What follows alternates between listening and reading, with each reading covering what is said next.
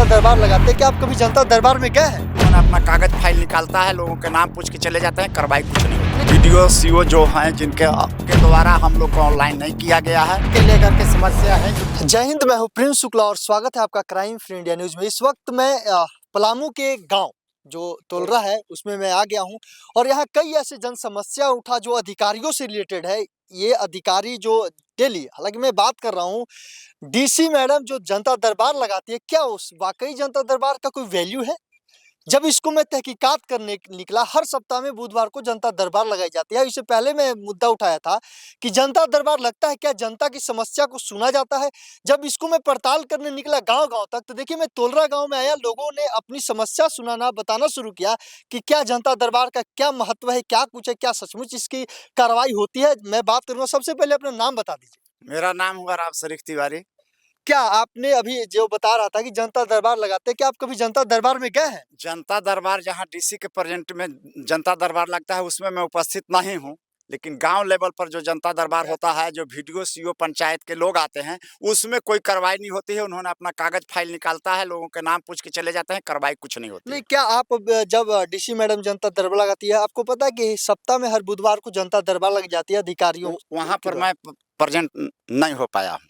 जब मतलब गांव के जो जनता दरबार लगता है उसमें आपका हाँ, उसमें मैं गया हूँ, उसमें कोई कार्रवाई नहीं होती कोई है। कार्रवाई नहीं होती है? नहीं, कभी आप जो अधिकारी जनता दरबार लगाते हैं उसमें जाइए, शायद हाँ, उसमें आपका सुनवाई हो जाए। हाँ, तो उस क्या क्या मामला आपका फंसा हुआ है, क्या रुका हुआ है अधिकारी? फँसा हुआ है। हम मामला यही है कि जो ज़मीन है ब्लॉक स्तर पर, जो सरकार अभी ऑनलाइन की आदेश किया है, वो बीडीओ, सीओ जो हैं जिनके अधीनस्थ कार्य है, जिनके द्वारा किया जाता है, उनके द्वारा हम लोग को ऑनलाइन नहीं किया गया है और पैसा लेते हैं। जैसे मैं 10 कट्ठा का ही मालिक हूँ, तो मुझे 15 कट्ठा का लोभ दे करके चढ़वाते हैं लोगों का। मेरा ऐसा नहीं हुआ है, ऐसा करते हैं और अच्छा काम नहीं करते हैं, लोगों को गलत-सलत काम करते हैं। जो जिनका हम लोग सरकार का ज़मीन का टैक्स देता हूँ, रसीद कटता है, उस ज़मीन को भी ऑनलाइन नहीं करते हैं।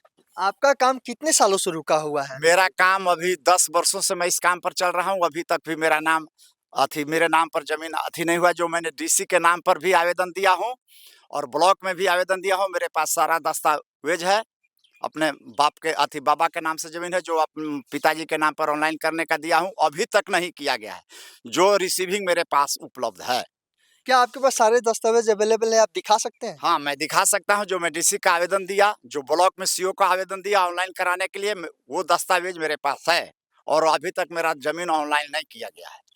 आपका क्या समस्या है अधिकारियों बस से ये रिलेटेड? जमीन के लेकर के समस्या है, जो कुछ जमीन ऑनलाइन हो गया है और कुछ नहीं हुआ है, वो डीसी के तरफ से ब्लॉक को आदेश दिया जाए ताकि छूटा हुआ भी जमीन ऑनलाइन हो सके। कितने दिनों से आपका रुका हुआ है वहाँ पे फाइल? हमारा तो फाइल नहीं है, लेकिन वहाँ तो रिकॉर्ड है मेरा ब्लॉक में।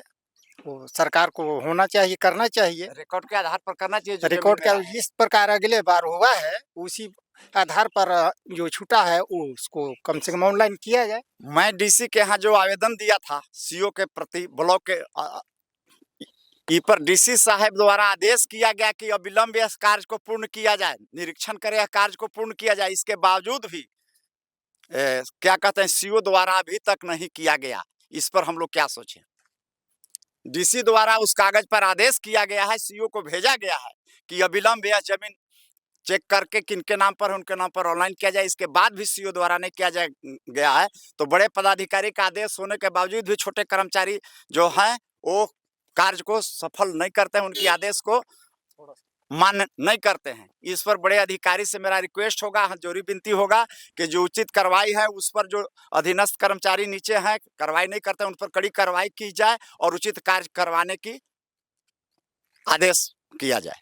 देखिए, हालाँकि इन्होंने उपायुक्त से गुहार लगाई है, आग्रह किए हैं कि इनका जो कार्य रुका हुआ है, उनके फाइलों में दबा हुआ है, वो फाइल को आगे बढ़ाया जाए, कार्य को आगे किया जाए। क्या अब इसको जो उपायुक्त हैं, वो संज्ञान में लेते हैं? क्या उनके अधिकारी इस संज्ञान में लेकर आगे कार्य बढ़ाते हैं, कार्य करते हैं, या तमाम ऐसे ही ग्रामीण जो हैं, लगातार अधिकारी के ऑफिस से घर, घर से ऑफिस का चक्कर लगाते रहेंगे, परेशान होते रहेंगे? तमाम ऐसे कई मुद्दे हैं और लगातार मैं इस मुद्दे पे बना रहूँगा और देखूँगा कि क्या कुछ इस पे कार्रवाई होती है, क्या समस्या सुना जाता है, या केवल जनता दरबार की झूठा दिलासा दिलाकर ग्रामीणों को भ्रमित किया जाएगा।